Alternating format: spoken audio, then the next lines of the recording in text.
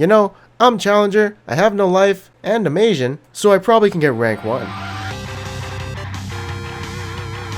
Previously on Dragon Balls in My Mouth, we were at 396 LP, but this was actually a game after 2 games I played, and I have found them and figured out the order, so let's get right into it, and break it down super fast. So right here, I am, I'm feeding yet again, because I went for a deep ward to find Avalon, and they were actually trying to set up something for me, so if I see the bot lane going MIA, that's probably an indication of, hey, maybe they're gonna fuck me. And right here, I'm gonna feed again as well, but then this happens, and I'm like, yay, I live. And after I say yay, I win the game. Now in the next game, I see this Jax, and he's invading me. I'm like, oh, what the hell? So I get the red smite on the red, and I get the hit point back, and I know I can duel him because 1, my blobs will be teleported on, and 2, my Nivea is closer than the enemy mid laner. So I'm pretty safe here, but Anivia, well, doesn't TP on me and I die, and okay. And she can't really kill this Jax, so she dies as well, and Yasuo just ignites him for the last hit, and yeah, basically she dies, and hello, where's my TP? And yeah, basically after that, mid lane and top lane were super behind after that little fiasco, and the game sucked. Then in the next game, I played Kha'Zix, but I forgot to switch my quick cast for the E button, because I play Zac without smart cast, so it was pissing me off and I thought Lucian was dead, but apparently I'm dead. And yeah, I could have queued him, but I wasn't really paying attention. Oops, looks like I shouldn't fix my settings while in a team fight. Now you may be wondering why am I playing a little bit more Kha'Zix. It's because he's like a carry jungle, and he's just really good at carrying games, at least, that's what I see. And I'm trying to learn him because, I want to be that carry. Like I can do the early game, but, team fights, that's not my thing. Back in season 3 and 4, it was my thing because, well, there was a build called Tank Kha'Zix, and, that was like building Randuins after your Elder Lizard and whatever, and just overall being a bruiser. Now you're more of an assassin, and you gotta be careful when you jump in, as there might be CC that kills you, or like, someone might have flash and you might not get the reset, and you just gotta wait until the perfect moment to jump in. Either way, I suck at this champion and I don't want to play him anymore. Alright, so that was 3 games, not 2 games, I lied. Oops. And then right here, I forget about Gangplank having a Sheen. Oops. And then right here, I'm like, ooh, what a 4-man setup for my ultimate. And they're all bunching up. This is my moment. This is where I can ult 2 of them. Unfortunately, Kindred gets her ultimate off, so Kha'Zix doesn't get the reset, and he actually dies instantly. And then, a lot of people are actually getting away. And the only one we actually get is Shen. And some of our teammates actually get caught out, as you can see right here. And we actually trade, well, 4 for 1 kill. So that's actually pretty bad. But the thing is, I'm saying to myself, I'm not losing to a Shen support. That shit is garbage and it's been nerfed, so, fuck that champ. Oh, and right here, I get walled off and I'm trying to juke the Q, but I run into the Q, so oops. And then here, we're doing the baiting the Baron thing. We also make the call to turn because we know he can kill them all. So I grab the lantern and get the 2-man ultimate while my team cleans up the Anivia, who is now an egg. And then we go back onto the Baron. We get that Baron, and a few moments later, I decide, hey, it's a good time to split push. And I know my team is here to back me up. But right here is a mistake where I don't ult the Kindred when she is being chain CC'd by the Thresh. And once I see Cassiopeia go into Lucian, I decide I'm gonna follow up with her.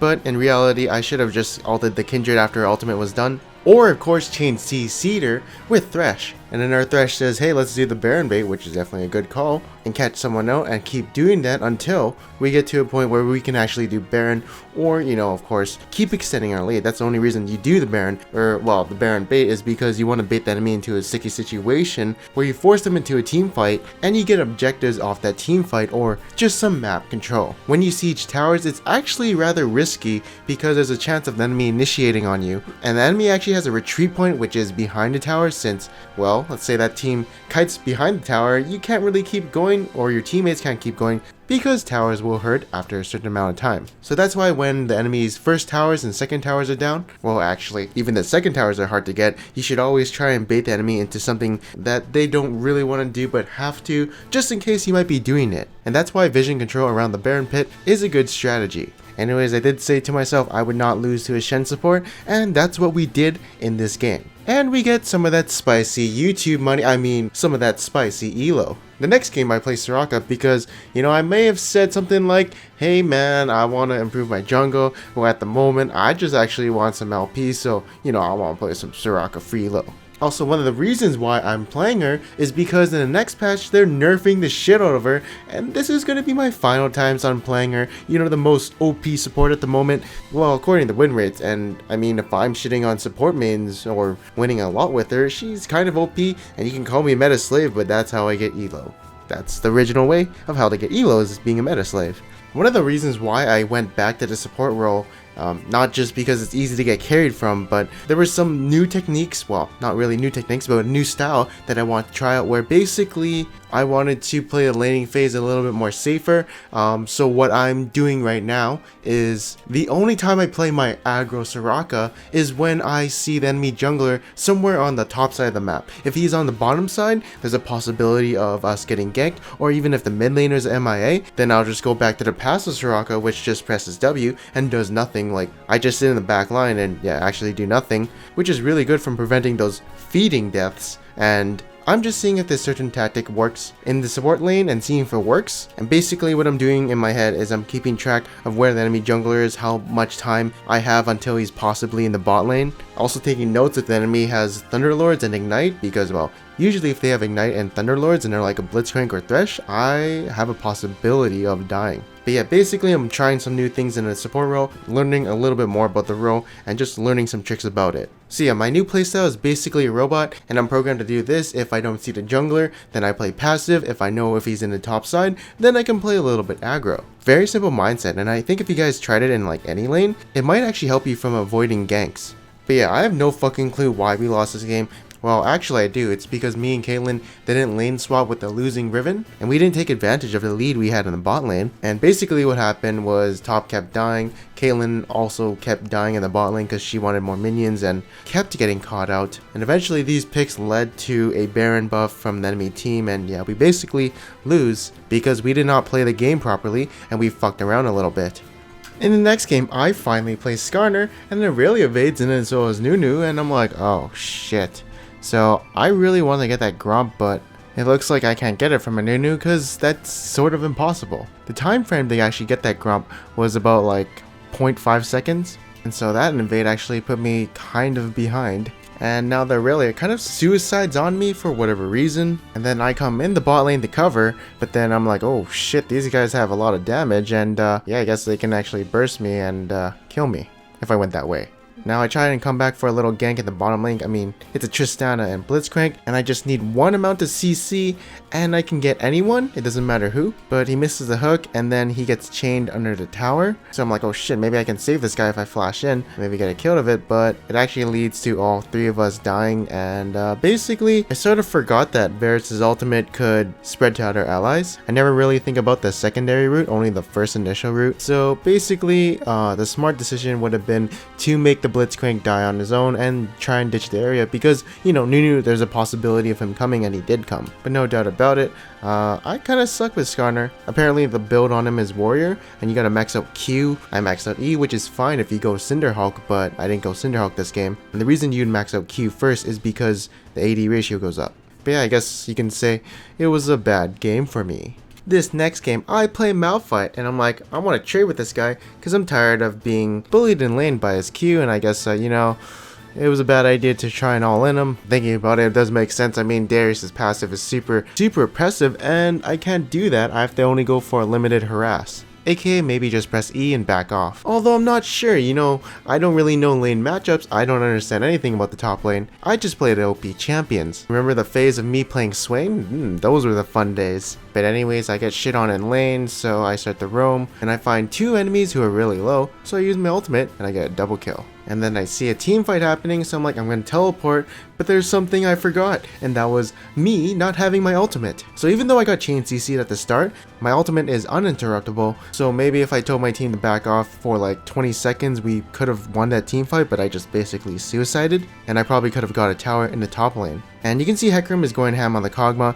and I thought he had him, but then he actually gets away, so I have to ult him. And then I go into Sejuani, then I see Braum, so I'm like, nope, I'm not going on that. And a bunch of enemies are actually coming, so fuck that shit. And right here, the Baron is actually getting really low, so I want to like try and stop him, and I go on the Kog'Maw. I think is fine, but they actually got off the Baron for a little bit, and I didn't realize there's a black shield on me, so I could have just kited back and stalled out until the enemy went back onto the Baron. But But yeah, after they get the kill on Sejuani, they should have backed out since Ginger was coming, but they die, and I guess it's fine because we do stop the Baron. Of course, it could have gone better. Now my priorities are set and I want to just kill this Kog'Maw because he's just like super crazy right now and I don't want to deal with the shit, and neither does my team, so that ultimate was actually pretty good. I also buy a Thornmail for Kog'Maw because he might suicide if he keeps attacking me. Unfortunately, that's not the case in this game because Thornmail does magic damage and Kog'Maw has Wit's End plus Locket of the Iron Solari from Braum, which gives magic resist, so basically doing magic damage to him isn't really too effective. And maybe I should have built for something more interesting like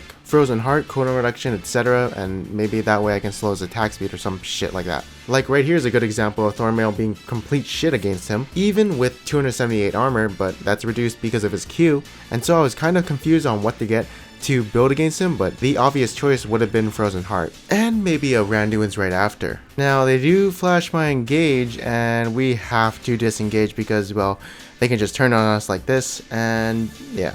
If I don't get a good engage on Kog'Maw, I'm pretty sure our team loses instantly, so yeah, we have to back out immediately. My team actually keeps fighting, which is not, like, it's not a good choice at all, because the team fight was already over once Lucian and Morgana had died. I mean, we could have got a pick on the Sejuani and backed off, but also Darius was backdooring, but maybe everyone had a different idea of fighting the team fight or not. So in this game, basically what happens is I feed, but then I win. Next game I play Skarner because I'm having a fun time playing him. And I feel like he's really strong because of his clears. I don't know, man. There's just something about him that I feel is just a good thing. Even though that last game was bad, I actually felt like it was kind of decent, aka the jungling part, not the actual like doing badly part. But also I'm still maxing out E because, that's the original way of playing Skarner with Cinderhulk, but this is like the warrior Cinderhulk with Triforce, which is apparently the more carry Skarner build. And it kind of makes sense because if you go warrior, your Q gets enhanced, your auto attacks get enhanced, and your ultimate does more damage, and overall you just become more of a threat. While Triforce, it gives you 20% CDR and all the stats you need, plus your Sheen proc is super powerful as you're one of the 4 Juggernauts who have high base AD, and so Skarner actually has a lot of synergy with the Triforce item. But also it's going to take a while before I realize that maybe Q-Max might be the better thing, because I recently noticed in other people's builds that they're getting Q, so yeah, these games are pre-recorded. And it's going to be a while until I max out Q. Now, I'm not 100% sure if you max out E or W second. I think it's still E because you do more damage, while W, you get a little bit more movement speed, plus like 1% more maximum health and cooldown reduction, but I guess it kind of depends on what you want to do with Skarner. You want more damage or tankiness. And also which skill comes up more often, so that actually is going to be E. At least in my opinion, so I'm going to do Q max and then E. Anyways, I'm shit, look at this. I thought my teammates were coming, I even pinged, but apparently no one wants to come, and I get cut off. To be honest though, even if my team did come, it would have been a really bad decision because we'd all die and Victor wasn't there. Honestly, I fucking don't even know why I even contested a tower when it was 4v5, so that was like super dumb. Anyways, enemy team is doing the Baron. I was kind of cut off to the side, and that's why I'm in the jungle, but I'm a little bit too late to the party, and I'm not in range to smite the Baron. And now a team fight erupts. Unfortunately, like, it's just me and Tarek. I'm trying to solo kill the Twitch because, I have Triforce. But my team is a little too far behind, and honestly, if I were just like 1 second closer, maybe I could have stolen the Baron, but if we didn't contest that Baron at all, I think we would have eventually lost. So if I were a little bit quicker, maybe I could have got some LP.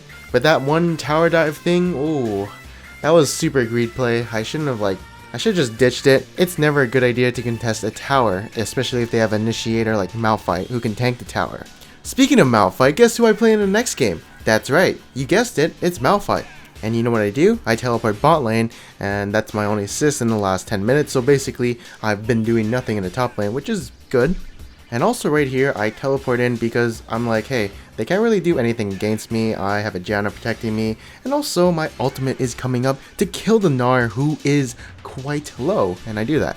Now you can see this new mindset with Malphite where I kind of make my own decisions is like better. It makes me look like I have a good score, but in reality, the only thing I can do is like press R, and I don't actually know how to play the laning phase, I just kind of play passively. So yeah, still shit in the top lane, but at least I can play Malphite, I guess. Well, somewhat. And this team fight, we went a little bit too ham. I mean, my team, like me, after me and Lissandra used their ultimates on one person, we had to disengage because we have nothing left. It's sort of fine if we use 4 ultimates on one person. Actually, it's not that fine. We should use like 3 maybe, but basically I know some players think that using 4 ultimates on one person is bad, which it is bad, but the thing is, if you have no more ultimates, then maybe you and your team should back off and wait until your ultimates are there again. And that's what we call a pick. Now, obviously, if you use like all of your ultimates on a tank, there's something wrong with that. But if he's all caught out and alone, then it's all good. Just don't fight if you don't have your ultimates, especially if the enemies still have their ultimates up and, you know, they still want to fight a 4v5. So just gonna put that out there because some people were saying that 3 ultimates are bad on one person, when in reality, if you don't have your ultimates up, then don't fight them. Like, there's a good chance you can probably disengage after getting your pick on the enemy. Now, I haven't done this in a while, but I want you guys to think, should I ult onto Malzahar and Ezreal, or should I ult onto the front line and peel for my team? Yes or no? A very interesting question indeed, but the thing is, I think peeling here is a really good thing, because if I just ulted Ezreal, Malzahar, and Karma, and me and Olaf go on their backline, I'm pretty sure we couldn't 2v3 them. And if the front line of the enemy team turns on us, then guess what happens? We die for free, and maybe they can kite off our backline and get some kills off us. Although maybe if Lissandra was there, then maybe we can do a little wombo combo and Olaf can clean up. But she was in our backline, so that kind of sucks. But also, if your backline is weaker than their backline, then you should probably go for their backline, because you gotta take out the threats. If it's the other way around, obviously you want to protect your threats. But yeah, also this Elder Dragon was more of a bait, because it doesn't do any damage. And so we just want to bait the enemy team into something they don't want to do, and we have a lot of initiations, so I think it's a good idea. And I definitely want to turn since we're more powerful, and we also have the Baron buff, so this is actually a really good fight for us. And yeah, a clean ace gives us a win. Now, in the next game, I actually experiment. I try and do a Triforce rush on Skarner, just wanted to see if it worked or not. Final verdict, it wasn't too good. I didn't like it too much. It felt good when I got the Triforce, but when I got the pieces, it wasn't feeling too good for me.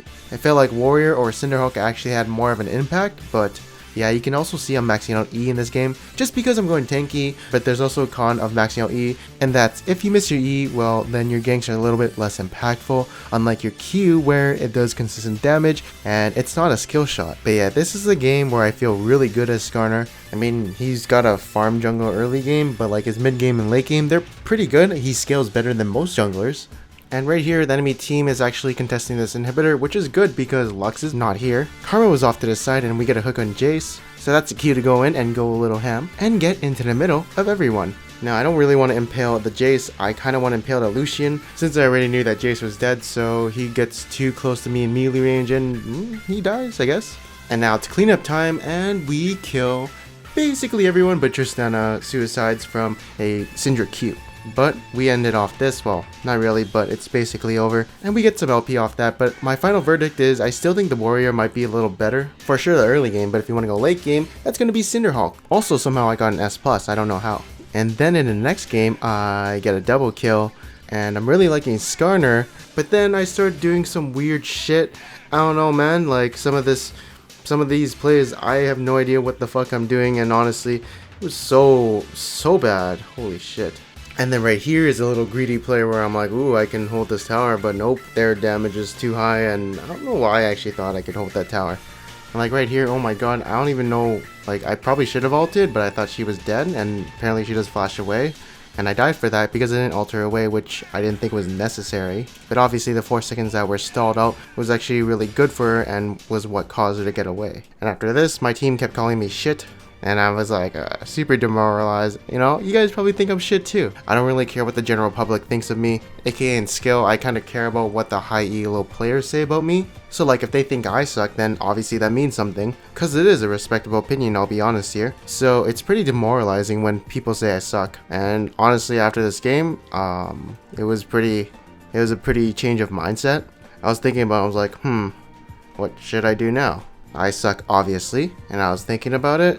And then I concluded that's time to just solo queue and chill. You know that guy BobCoinXD? Well, I asked him something. How did you go from Diamond 1 to Challenger, like 666 LP Challenger? And he basically said he was burnt out as fuck, and then he just started having fun on his Smurf, and somehow he just went on a 30-game win streak, and I was like, oh. And he said something along the lines of he was trying too hard to gain LP, which is somewhat true for my reasoning as well. And I guess, you know, while trying to gain so much LP, I've been stressing with League. You can call it tilt. I won't say it's tilt. I will say it's trying too hard and not enjoying yourself, which is what I was doing. I wasn't really enjoying myself because I couldn't climb, so I was getting a little frustrated. Which is not tilt, because tilt influences your decision making in game, and if that's what you want to call tilt, then I've been tilted for the last 200 games I've played since I've started this rank series. I actually don't know the number, but it's very close to 200 to 300, and I think you've gone through about that amount of games, I'm not sure. But yeah, I just have to like relax with this game and, you know, just play for fun instead of playing for LP. Although playing for fun is also playing to win, right? So that's why after this game there was a huge change of mindset on how I would approach this game, because obviously I was not really enjoying myself when I was playing this game. Well, I was, but only when I would win. So like basically right now I have more of a clear mind, I'd say. It's somewhat of a fresh start, although of course like what I'm going to do with the series is I'm going to skip a bunch of games because I've actually played so much after this game you saw right here, and I'll show you some of the games with the new mindset I play with, starting with some support games because I love getting carried. But as I said earlier, I definitely want to improve my support game, because the more I know about like other roles, the more I know, the more I understand the game, and also like it kind of helps my jungle, not really, but it kind of helps because I understand how the map works from another role and another perspective. Also, I'm constantly thinking about where the jungler is now, and you might see that in future episodes, although I just highlight the good points, so maybe not. Anyways, that is going to be the end of this video. I hope you guys enjoyed it. On the next episode of Dragon Balls in My Mouth, we're actually going to be skipping so many games that I played. Well, actually, I just looked at maybe about like 5 or 10. I don't know, maybe we'll skim through them, but yeah, that's going to be the end of this episode. I hope you guys enjoyed it. If you guys did like this video, make sure to leave a like, and if you didn't, make sure to subscribe. Anyways, I am Panzer Dragon, and I'll see you guys next time.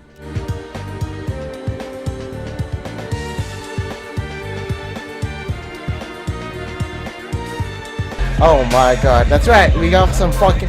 You guys want to see me open some shit? Let's fucking open some Hearthstone and fucking garbage shit. Let's go.